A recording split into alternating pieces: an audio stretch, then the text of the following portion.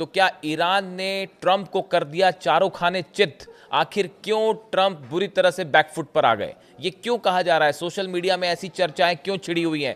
पिछले 5 से 6 दिनों में ऐसा क्या हुआ कि डोनाल्ड ट्रंप जो है और अमेरिकन फोर्सेस जो है वो ईरान के सामने पीछे हटने को मजबूर हो गए? देखिए, पहले ये पूरा प्लान समझना होगा कि क्या डोनाल्ड ट्रंप ने ईरान को लेकर क्या प्लानिंग की थी। बहुत ही सफाई के साथ ये प्लानिंग थी अमेरिका की, जो बताते हैं कई डिफेंस एक्सपर्ट्स, और उसको किस तरह से ईरान ने पूरी तरह से फेल कर दिया। देखिए, आप पिछले 7-8 या करीब 10 दिन का पूरा घटनाक्रम समझें, खासकर वेनेजुएला पर जो हमला हुआ उसके बाद। देखिए, बड़े सारे एक्सपर्ट्स ये बताते हैं और ईरान की तरफ से भी ये कहा गया। हम पहले हम पॉइंट्स में बात करते हैं कि अमेरिका की तरफ से, ट्रंप की तरफ से क्या प्लानिंग थी और फिर ईरान ने उसको कैसे काउंटर किया। देखिए, सबसे पहले आप देखिए कि ईरान में अचानक से जो है वो प्रोटेस्ट होने शुरू हो जाते हैं, असंतोष फैलना शुरू हो जाता है। ईरान की तरफ से कहा गया कि ये पहली प्लानिंग थी डोनाल्ड ट्रंप की, अमेरिका की और इजराइल की, कि ईरान में लोगों को उकसाया जाए और असंतोष फैलाया जाए। ये पहली प्लानिंग का हिस्सा था कि पहले जो वहाँ पे जो है ख़ास तौर पर अली खामेनी साहब के खिलाफ एक प्रकार का गुस्सा लोगों में पैदा किया जाए। उसके बाद बड़ी सफाई के साथ जो दूसरी चीज़, इसका दूसरा स्टेप था कि इस आंदोलन को, पहले पीसफुल प्रोटेस्ट शुरू हुए, फिर धीरे से इसने हिंसात्मक रूप ले लिया। और ये ईरान की तरफ से आरोप लगे कि ये लोगों को पीसफुल प्रोटेस्ट से हिंसा करने पे उकसाने में अमेरिका का और इजराइल का हाथ था, मोसाद के जो एजेंट्स था इनका हाथ था। यानी देखिए, जो पहले 2 प्लान थे वो ये था कि अली खामेनी साहब के खिलाफ एक असंतोष पैदा किया जाए, उनके खिलाफ नाराजगी पैदा की जाए, और ये कोशिश थी जिसके तहत जो है वो हिंसा हुई और आगजनी हुई ईरान में। लेकिन हुआ क्या? देखिए, अब ये कैसे ईरान ने कैसे इसको जवाब दिया। ऐसे 7-8 पॉइंट है जिसका हम काउंटर भी दिखाएंगे आपको। मामला कहां से बदला? मामला यहां से बदला कि इस पूरे स्पेकुलेशन के बीच में ईरान की सरकार ने यह फैसला किया पहले कि जो प्रदर्शनकारी हैं, हम इनके खिलाफ किसी भी तरह का एक्शन नहीं लेंगे। जो शांति से प्रदर्शन कर रहे हैं, जो हिंसा कर रहे हैं, हम सिर्फ उनके खिलाफ एक्शन लेंगे। इसने एक बड़ा मैसेज दिया ईरान में इस बात को लेकर कि सरकार ये चाहती है। ईरान के राष्ट्रपति ने भी ये कहा, अली खामेनी साहब की तरफ से भी बयान आए कि भाई जो शांतिपूर्ण प्रदर्शन कर रहे हैं हम उनकी बात सुनने को तैयार है, हिंसा मत करिए, अपने ईरान को नुकसान मत पहुंचाइए। यहां से जो पहले लेवल की जो 2 प्लानिंग थी, शायद अमेरिका ने या इजराइल ने ये सोचा था कि पूरी तरह से क्रैकडाउन होगा और हालात और खराब हो जाएंगे। ऐसा हुआ नहीं। अब देखिए, इसी बीच जो है एक और बड़ी खबर आई। इस पूरे मामले के बीच में अमेरिका और इजराइल की तरफ से इस तरह की खबरें फैलाई जाने लगी कि अली खामेनी जो है, अली खामेनी साहब, वो ईरान छोड़ के रूस जा सकते हैं। ये तीसरा प्लान का हिस्सा था अमेरिका के। इस तरह की खबरें फैलाई जाने लगी। लेकिन हुआ क्या? अली खामेनी साहब तेहरान में खुले में आते हैं और उन्होंने पूरे ईरान को स्पीच दे दी। देखिए, जो अमेरिका या इजराइल ने सोचा था, जैसा एक्सपर्ट बताते हैं, उसका ठीक उल्टा हुआ। कोशिश ये थी कि ये खबरें फैलाई जाएं कि अली खामेनी साहब जो है वो ईरान छोड़ के जाने के लिए तैयार हैं और इस तरह का हुआ बनाया गया। हुआ उल्टा। वो आ गए बीच में सबके और आके उन्होंने खुला संदेश दे दिया और सीधा कह दिया डंके की चोट में कि ना ईरान डरा है, ना डरेगा और ना किसी के सामने झुकेगा। और उन्होंने सीधा डोनाल्ड ट्रंप को जवाब दिया कि आप अपने काम से काम रखिए, हमारे काम में हस्तक्षेप मत करिए। ये वो स्पीच थी जहां से ईरान का पूरा प्लान पलटना शुरू हो गया। ईरान की जनता जो है वो अली खामेनी साहब के साथ और ईरान की सरकार के साथ आके खड़ी हो गई और बड़े लेवल पर जो है वो सड़कों पर लोग आ गए खामेनी साहब के साथ, ईरान की सरकार के साथ। तेहरान में लाखों लोग एक जगह जमा हुए और बड़ा रैली हुई, बड़ी मार्च हुआ और उसमें जो है अली खामेनी जिंदाबाद के नारे लगाए जाने लगे। और वो तस्वीरें खुद सोशल मीडिया से अली खामेनी साहब ने शेयर की और वहां से ये जो पूरा असंतोष फैलाने का पहला प्लान का हिस्सा था, ये यहां से फेल होना शुरू हो गया और यहां से बाजी पलट गई। देखिए, ये वो घटना है जो हमेशा याद रखी जाएगी। 12 दिन की जंग के बीच में अली खामेनी साहब का एक मॉस्क में आके नमाज पढ़ना, वो एक घटना थी जिसने 12 दिन की जंग की सूरत पलट दी थी। और हमेशा ये बात याद रखी जाएगी कि जब ये बातें हो रही थी, ये खबरें फैलाई जाने लगी थी कि ईरान जो है अब वो ख़त्म हो जाएगा और अली खामेनी साहब छोड़ के चले जाएंगे। इसके बीच में अली खामेनी साहब तेहरान में आए, जनता के बीच आए और बेबाक होकर उन्होंने अपनी स्पीच दी और यहाँ से एक बार फिर उन्होंने पूरे हालात पलट दिए। ये बात हमेशा याद रखी जाएगी। देखिए, तो ये जो असंतोष फैलाने वाला प्लान था ये फेल हो गया।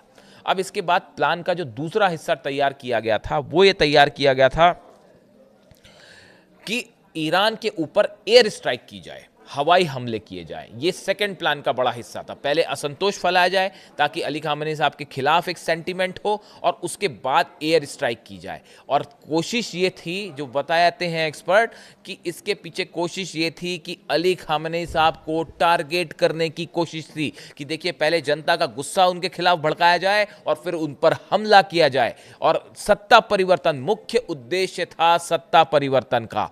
जो मेन टारगेट था वो ईरान का न्यूक्लियर प्रोग्राम नहीं था, ना ईरान की मिसाइल। पहली कोशिश थी, ये बात समझ चुके थे वेस्टर्न कंट्रीज, अमेरिका भी, कि जब तक अली खामेनी साहब सत्ता में हैं तब तक ईरान को किसी भी तरह से झुकाना इम्पॉसिबल है, असंभव है। और इसीलिए कोशिश थी सत्ता परिवर्तन की, यानी पहले आप गुस्सा फैलाइए और उसके बाद आप एयर स्ट्राइक कर दीजिए। और संभवतः यह भी हो सकता था कि अली खामेनी साहब को भी टारगेट किया जाता या उनकी सत्ता को हटाने के लिए एयर स्ट्राइक की जाती। ये दूसरे प्लान का बड़ा हिस्सा था। लेकिन हुआ क्या, ईरान ने अपनी 700 खैबर मिसाइल्स जो हैं वो तैनात कर दी। ये वो मोमेंट था जहां से एक पूरा परसेप्शन वॉर का पलट गया। शायद इसका अंदेशा नहीं था अमेरिका को और इजराइल को कि ईरान की तरफ से इतने बड़े पैमाने पर युद्ध की, जंग की तैयारी कर ली जाएगी। ईरान ने अपने पूरे बॉर्डर्स पे 700 मिसाइल्स तैनात कर दी और ये कहा कि अगर हमला होता है पूरा इजराइल, तेल अवीव पर एक साथ हम पूरी मिसाइल्स दाग देंगे। और ये जिस तरह से ईरान ने मिलिट्री एक्सरसाइज की, अपने हथियारों का मूवमेंट किया, उसने साफ संदेश दे दिया कि किसी हालत में नहीं झुकेंगे और इस बार करारा जवाब मिलेगा। यहाँ से एक जो परसेप्शन था ईरान का कि ईरान को खत्म कर दिया जाएगा, एयर स्ट्राइक कर दी जाएगी, वो परसेप्शन यहाँ से बदलना शुरू हो गया। इसके बाद आप देखिए, तीसरा बड़ा प्लान जो पूरी तरह से फेल हुआ बताया जा रहा है, आपने देखा ही होगा सब तरफ, कि अमेरिका की तरफ से जितने अरब देश हैं सबको कहा गया कि आप ईरान के खिलाफ हमले में शामिल होइए। सऊदी से कहा गया, कतर से कहा गया, इराक से कहा गया, यूएई से कहा गया, बहरीन से कहा गया, जॉर्डन से कहा गया, और सब के सब देशों ने अमेरिका को सलाह दी ईरान पर हमला मत करिएगा। यहां तक कि अपने फाइटर जेट्स देने से भी मना कर दिया। उन्होंने कहा कि आप ठीक है, एयरबेस है, आप करिए हमला, लेकिन हम अपना एयर स्पेस नहीं देंगे और ना ही हम हथियार देंगे।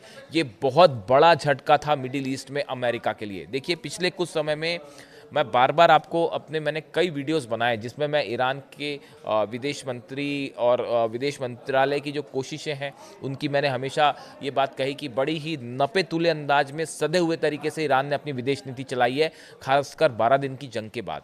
इसका नतीजा देखिए, पूरे अरब देशों के साथ जो है ईरान के विदेश मंत्री ने बैठक की, कई मौक़ों पर बैठक की, और धीरे धीरे सबने ये बात महसूस की कि 12 दिन की जंग में ईरान अकेला लड़ता हुआ जब इजराइल पर भारी पड़ सकता है तो हम क्यों ना जो है इस मामले पे साथ दे।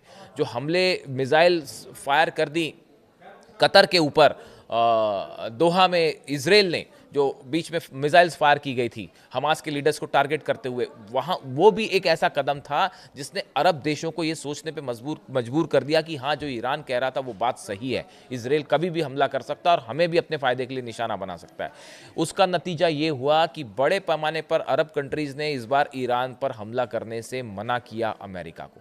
ये एक बड़ी जीत रही ईरान की विदेश नीति की। ये चौथा मौका था जहाँ से प्लान बदल गया, ट्रंप की प्लानिंग धराशायी हो गई।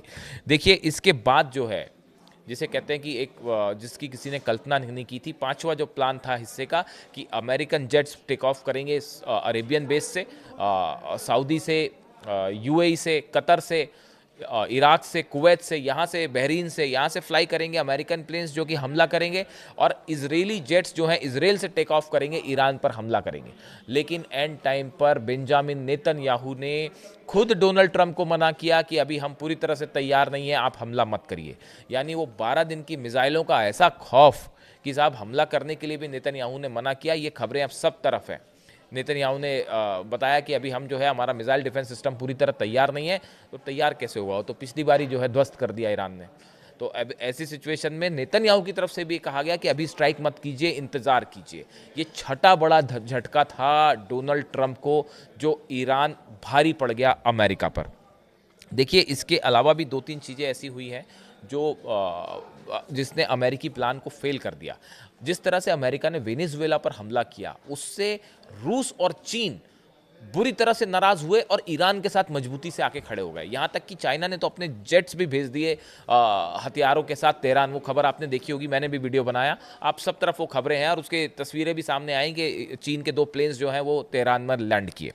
अब देखिए, हुआ ये कि रूस और चीन ने बड़ा एग्रेसिव एक अप्रोच लिया और ईरान की मदद का बड़ा फैसला कर लिया। ये 7वां बड़ा झटका रहा डोनाल्ड ट्रंप को ईरान के मामले में। इसके अलावा नॉर्थ कोरिया को तो एक अलग ही रुख समझ में आया। 8वां जो बड़ा मामला था, नॉर्थ कोरिया ने सीधा मिसाइल्स फायर करने की धमकी दे दी और उन्होंने कहा कि ईरान पर हमले का मतलब है जंग का ऐलान होगा और हम न्यूक्लियर हमला करने से भी नहीं चूकेंगे। नॉर्थ कोरिया की तरफ से, किम जोंग उन की तरफ से इतना बड़ा ऐलान कर दिया गया कि अगर ईरान पर हमला हुआ तो हम इसको अमेरिका के खिलाफ जंग की शुरुआत मानेंगे और हम ईरान के लिए जो है वो जंग में कूदने को तैयार है। और यहाँ तक कि उसने एटम बम की भी धमकी दे दी कि हम एटम बम भी हमला करने से नहीं चूकेंगे। उसके बाद वो डूम्सडे प्लेन वाली भी खबर आई कि वो डूम्सडे प्लेन अमेरिका में बुलाया गया। अब काफ़ी दिनों बाद वॉशिंगटन उतरा वो डूम्सडे प्लेन। वो होता है कि अगर कोई हमला हो जाए तो फिर उस प्लेन में राष्ट्रपति सवार होते हैं। तो वो प्लेन पहली बार जो है सालों बाद दिखाई दिया। तो इन हालात के बीच में बताया ये जाया कि जो 9वां झटका और आखिरी झटका पड़ा कि भाई अमेरिकन जेट्स फ्लाई किए और उसके बाद बीच में ही डोनाल्ड ट्रंप को ऑपरेशन कैंसिल करना पड़ा और पूरे जेट्स जो है वो वापस लौट आए। ये पहला मौका होगा इतिहास में जब अमेरिका ने इतना बड़ा ऑपरेशन किया और ऑपरेशन करने की कोशिश की और उसको बीच में रोकना पड़ा। देखिए, आप देखिए अमेरिका की तरफ से जब भी एयर स्ट्राइक्स हुई तो ऐसा कभी होता है कि बहुत ही कम मौके पर हुआ होगा, शायद, मैं तो नहीं जान रहा, जिसमें अमेरिका ने अपने वॉर प्लेन्स भेजे हैं स्ट्राइक करने के लिए और बीच में उनको लौटा के वापस बुला लिया गया। सिर्फ इस वजह से इस बार ऐसा हुआ कि कहीं ईरान ने रिटेलिएट किया और पूरे अरेबियन बेसिस जो हैं अगर वो उस पर हमला कर दिए 8 बेसिस पर, तो कैसे रोका जाएगा ईरान को। यानी ईरान की मिसाइल्स का इतना ज़बरदस्त खौफ कि हमले का प्लान तक अमेरिका को रोकना पड़ा। यानी ये 7-8 मुद्दे थे जिसको लेकर डोनाल्ड ट्रंप का जो प्लान था ईरान को लेकर, अली खामेनी साहब को हटाने को लेकर, वो पूरी तरह से चारों खाने चित हो गया। और इसीलिए कहा जा रहा है कि ईरान ने ट्रंप को चारों खाने चित कर दिया। इस पूरे मुद्दे को लेकर आपकी क्या राय है? आपने भी खबरें देखी होंगी। इस पूरे मुद्दे पर आप क्या सोचते हैं? कमेंट करके ज़रूर बताइए। Thank you so much.